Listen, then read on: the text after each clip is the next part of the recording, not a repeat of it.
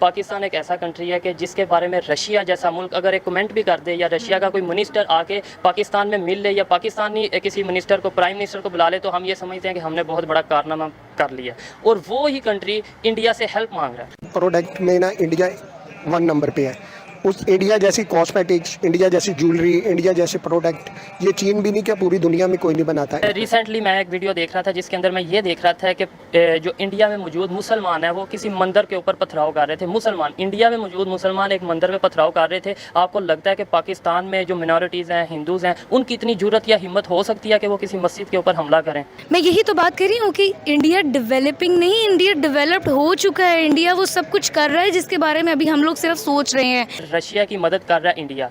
आपको क्या लगता है इंडिया इस काबिल हो चुका है कि वो रशिया जैसे बड़े मुल्क की मदद करे, ख़ास तौर पे उस मुल्क की, रशिया की, जिसे पाकिस्तान सिर्फ एक डील करने में या पाकिस्तान के प्राइम मिनिस्टर उस मुल्क के प्राइम मिनिस्टर से मिलने में फ़ख्र महसूस करते हों, और उस मुल्क की मदद कर रहा है इंडिया, उसे फूड सप्लाई कर रहा है? क्या समझते हैं? जब रूस और यूक्रेन के बीच युद्ध शुरू हुआ तो पूरी दुनिया को ये बात समझ आ गई थी कि इसका असर उन पर भी पड़ेगा, और हुआ भी वैसा ही। कच्चे तेल की सप्लाई बाधित हुई और अंतर्राष्ट्रीय बाजार में कच्चे तेल के दाम आसमान छूने लगे। गैस के दाम भी रिकॉर्ड स्तर पर पहुंच चुके हैं। सबसे बड़ी दिक्कत यह है कि अब दुनिया में जगह जगह खाने पीने की चीजों की कमी होने लगी है। ऐसा इसलिए क्योंकि रूस और यूक्रेन दुनिया को खाने पीने की बहुत सारी चीजें सप्लाई करते हैं और युद्ध के चलते वो सब रुक गया है। ऐसे में पीएम मोदी ने प्रस्ताव दिया है कि अगर विश्व व्यापार संगठन यानी WTO इजाजत देता है तो भारत अपने भंडार से खाद्य सामग्रियों की आपूर्ति दुनिया को कर सकता है। पीएम मोदी ने कहा है कि दुनिया एक नए संकट का सामना कर रही है। खाने की चीजों का भंडार कम हो रहा है। अगर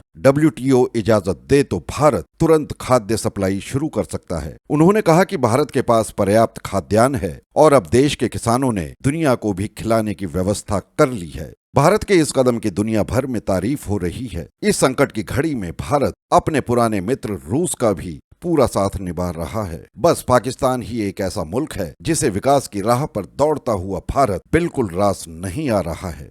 रशिया ने हेल्प मांगी है इंडिया से कि इंडिया उसकी हेल्प करे फूड सप्लाई करने के मामले में, यानी इंडिया उसे फूड सप्लाई करे। क्या समझती हैं कि रशिया जैसा पावरफुल कंट्री जो अमेरिका से टक्कर लेने के चक्करों में होता है वो इंडिया से हेल्प मांग रहा है? इसकी कुछ वजूहात हैं। वो ये कि इस टाइम रशिया को नज़र आ रहा है कि इंडिया की जो पॉलिटिकल और इकोनॉमिकल जो सिचुएशन है, जो पोजीशन है, वो इतनी स्ट्रॉन्ग है, तो वो उससे हेल्प मांग रहा है ना। अब उसको बिलीव है कि यार ये हमें सपोर्ट कर सकते हैं, इनके पास इतने रिसोर्सेज हैं कि अगर हम इनसे हेल्प मांगे तो ये हमें हेल्प कर सकें। रिसेंटली मैं एक वीडियो देख रहा था जिसके अंदर मैं ये देख रहा था कि जो इंडिया में मौजूद मुसलमान है वो किसी मंदिर के ऊपर पथराव कर रहे थे। मुसलमान, इंडिया में मौजूद मुसलमान एक मंदिर में पथराव कर रहे थे। आपको लगता है कि पाकिस्तान में जो मिनॉरिटीज़ हैं, हिंदूज़ हैं, उनकी इतनी जुर्रत या हिम्मत हो सकती है कि वो किसी मस्जिद के ऊपर हमला करें? अगर आप बात करें कि इंडिया में तशद्दुद हो रहा है और पाकिस्तान के हवाले से अगर देखा जाए, एक तस्वीर के ना दो रुख होते हैं। सबसे पहले तो उन्होंने जो वो वाकया किया था उसके पीछे कोई ना कोई रीज़न होगी, बहुत बड़ा एक पीछे से एक बैकग्राउंड होगा। रीज़न जो भी हो, लेकिन आप समझते हैं लेट्स सपोज अगर हिंदुओं के मंदिर को तोड़ भी देते हैं तो हिंदुओं में इतनी जुर्रत होगी पाकिस्तान में कि वो आके इसका बदला लें और मस्जिद का गिराव करें और मस्जिद को शहीद करें? इतनी जुर्रत होगी? अगर इंडिया में, मैंने खुद ये वीडियो देखी है कि इंडिया में मुसलमान, आपने भी देखी है, मैंने भी देखी है, कि मुसलमान हिंदुओं के मंदिर को गिरा रहे हैं। आप कैसे कह सकते हैं कि इंडिया में मुसलमानों पर तशद्दुद हो रहा है? इसका मतलब है अगर लेट्स सपोज हो भी रहा है तशद्दुद तो मुसलमान इतने उधर स्ट्रांग हैं कि वो बदला लेने के लिए दोबारा उधर गए हैं। लेट्स सपोज चलें, अगर इसका जवाब मैं इस तरह दूं कि अगर माइनॉरिटी होती है, माइनॉरिटी की डेफिनेशन ये होती है कि मेजॉरिटी के अंदर कुछ छोटे से ग्रुप्स होते हैं, वो इकट्ठा मिलकर वहाँ पे रहते हैं तो माइनॉरिटी एक बनाते हैं। सपोज अगर उन्होंने उस पर हमला होते हैं, आपको भी पता है, मुझे भी पता है, सबको पता है कि उधर बहुत ज़्यादा हमले होते हैं। हमले तो बहुत ज़्यादा होते हैं लेकिन उनकी रिटेलिएशन जो होती है वो बहुत कम होती है। ये जो रिटेलिएशन हमने देखा वो था मुसलमानों मेजॉरिटी स्टेट था उनका, वहाँ पर हुआ क्योंकि उन लोगों ने वहाँ पर उन पर टारगेट किया तो उन्होंने रिटेलिएट में उनके साथ वो हमला किया। कि रशिया हेल्प मांग रहा है इंडिया से, तो इंडिया इतना स्टेबल हो चुका है कि वो रशिया जैसे स्ट्रांग मुल्क को हेल्प कर सके? इंडिया स्टेबल हो चुका है, उसने अपनी इकोनॉमी इतनी अच्छी बना ली है, आईटी सेक्टर में हो जाए, उसके एक्सपोर्ट वगैरह भी हो जाए, उसकी जो इंटरनल इकोनॉमी है बहुत ज़्यादा इतनी मजबूत हो चुकी है कि वो आंखों में आंखें डाल के अमेरिका को देख रहे हैं, आंखों में आंखें डाल के अमेरिका को आंख दिखा के रशिया के साथ अपने टाइज दुरुस्त करे, साउथ ईस्ट एशिया के साथ। अमेरिका ने थोड़ा सा दबाव भी डालने की कोशिश की थी इंडिया पे कि आप रशिया के साथ ट्रेड ना करें आपने, तो फिर भी वो ट्रेड कर रहा है। और उसके जो फॉरेन मिनिस्टर हैं वो जब चाइनीज़ मिनिस्टर उनके यहाँ पे आए थे, इंडिया में आए थे, आंखों में आंखें डाल के कहा था कि आपने जो हमारे साथ ये जो गलवान वैली में आपने हमारे साथ किया है ये आपने बहुत बुरा किया, हम आपके साथ कभी भी टाई बराबर नहीं करेंगे। हालांकि चाइना अभी रशिया के और अमेरिका की टक्कर में 2050 में उससे भी आगे की इकॉनमी हो जाएगा, लेकिन फिर भी उन लोगों ने इस चीज़ को पसे-पुष्ट रखे। अपनी इकॉनमी इतनी स्ट्रांग है, अपने रिलेशन इतने स्ट्रांग कर दिए हैं कि वो अभी हर किसी के साथ अपने फॉरेन इंडिया आंखों में आंखें डाल के बात फॉरेन अरेना में, जो कि हमारे जो इंटरनेशनल अरीना में, उधर अपना एक प्रोमिनेंट जगह बना ली है, जिसकी वजह से वो उसके सारे पीछे उसको जो मेन वजह है वो ये उसकी इकोनॉमी बहुत अच्छी कर ली है उसने।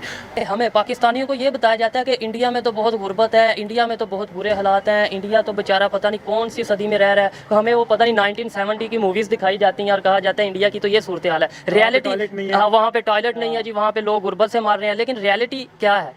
रियलिटी वही है जो हम देखते हैं कि वहाँ पे आप उनकी जीडीपी देख लें, वहाँ पे आप उनकी लाइफस्टाइल देख लें, उनकी वहाँ पे स्टैंडर्ड ऑफ लिविंग आप देख लें, वो एक बड़े बड़े आईटी हब्स बन चुके हैं। आईटी हब, आईटी में एक्सपोर्ट में ना तीसरे चौथे नंबर पे नाम पे आ रहा है, तीसरे नंबर पे आ रहा है। तो आप इससे अंदाजा लगाएं कि उनका लिविंग स्टैंडर्ड और हमारा लिविंग स्टैंडर्ड कितना आ गया, और फिर भी हम लोग उसको क्रिटिसाइज करते हैं। उनको देख के हम लोग को कुछ सीखना चाहिए। ये नहीं होना चाहिए कि सिर्फ तनकीद भरा है, वो तनकीद होनी चाहिए, तनकीद भरा इस्लाही होनी चाहिए। आप उनको तनकीद करो लेकिन खुद की भी इस्लाह करो, खुद की भी इस्लाह करो। पाकिस्तान एक ऐसा कंट्री है कि जिसके बारे में रशिया जैसा मुल्क अगर एक कमेंट भी कर दे, या रशिया का कोई मिनिस्टर आके पाकिस्तान में मिल ले, या पाकिस्तानी किसी मिनिस्टर को, प्राइम मिनिस्टर को बुला ले, तो हम ये समझते हैं कि हमने बहुत बड़ा कारनामा कर लिया, और वो ही कंट्री इंडिया से हेल्प मांग रहा है। देखिए, मैं इसमें ये समझती हूँ कि जो पाकिस्तान के पॉलिटिशियंस हैं वो हमेशा से पर्सनल इंटरेस्ट को नेशनल इंटरेस्ट प्रायोरिटाइज करते हैं, जबकि इंडियन पॉलिटिशियंस समहाउ काफ़ी सिंसियर है अपने कंट्री के साथ। सो आई थिंक यही इसका बड़ा रीज़न है कि यहाँ के पॉलिटिशियंस इतने सिंसियर ही नहीं है पाकिस्तान के साथ। रशिया ने हेल्प मांगी है इंडिया से कि इंडिया उन्हें फूड सप्लाई करे, उनकी हेल्प करे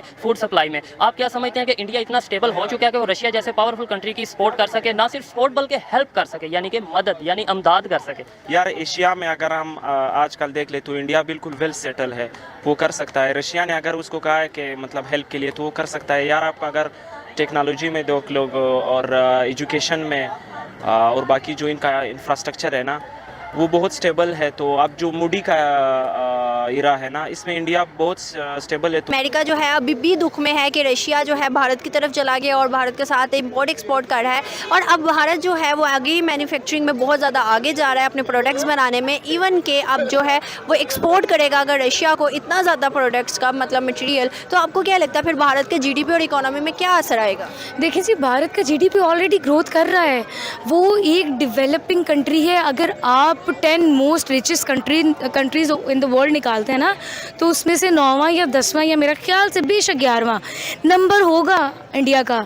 ठीक है, India day by day growth कर रहा है। इंडिया की सड़कों पर बैठे हुए लोगों को मत देखें, उन बैठे हुए लोगों से अगर आप बात करेंगे ना, तो वो आपको इतनी सेंसिबल गुफ्तगू करेंगे कि आप खुद हैरान हो जाएंगे। इस टाइम जो इकोनॉमी में जा रहा है रैंक भारत का, इंडिया का, वो 3rd पे जा रहा है। इवन के आईटी में वो 1st माना जा रहा है। तो आपका क्या ख्याल है इस बारे में? मैं यही तो बात कर रही हूँ कि इंडिया डेवलपिंग नहीं, इंडिया डेवलप्ड हो चुका है। इंडिया वो सब कुछ कर रहा है जिसके बारे में अभी हम लोग सिर्फ सोच रहे हैं।